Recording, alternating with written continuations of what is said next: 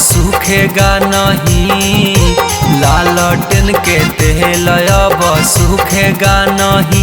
तब की बिहार में आरजेडी का झंडा झुकेगा नहीं, तब की बिहार में आरजेडी का झंडा झुकेगा नहीं। यादव भूमि हार अब रुकेगा नहीं, चौधरी चौहान अब रुकेगा नहीं। तब की बिहार में आरजेडी का झंडा झुकेगा नहीं, तब की बिहार में आरजेडी का झंडा झुकेगा नहीं।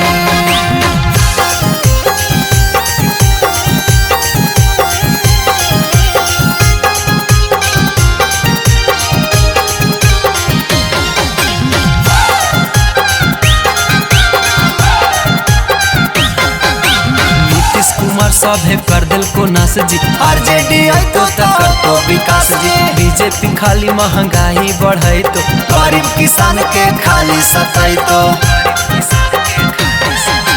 नीतीश कुमार सभे कर दिल को नास जी, आरजेडी आई तो कर तो विकास जी। बीजेपी खाली महंगाई बढ़ाई तो, गरीब किसान के खाली सताई तो। तेजस्वी यादव के कहला वादा टूटेगा नहीं, तेजस्वी यादव के कहला वादा टूटेगा नहीं। तब की बिहार में आरजेडी का झंडा झुकेगा नहीं, तब की पटना में आरजेडी का झंडा झुकेगा नहीं।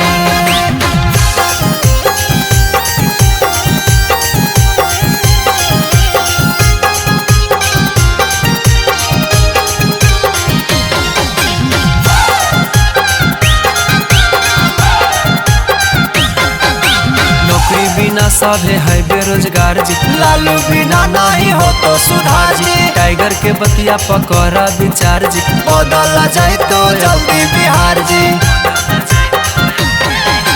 नौकरी बिना सभे है बेरोजगार जी, लालू बिना नहीं हो तो सुधार जी। मिलन के बतिया पकड़ा विचार जी, बदला जाए तो जल्दी बिहार जी।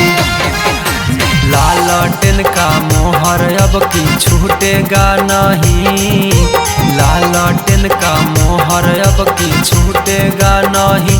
तब की बिहार में आरजेडी का झंडा झुकेगा नहीं, तब की नवादा में आरजेडी का झंडा झुकेगा नहीं।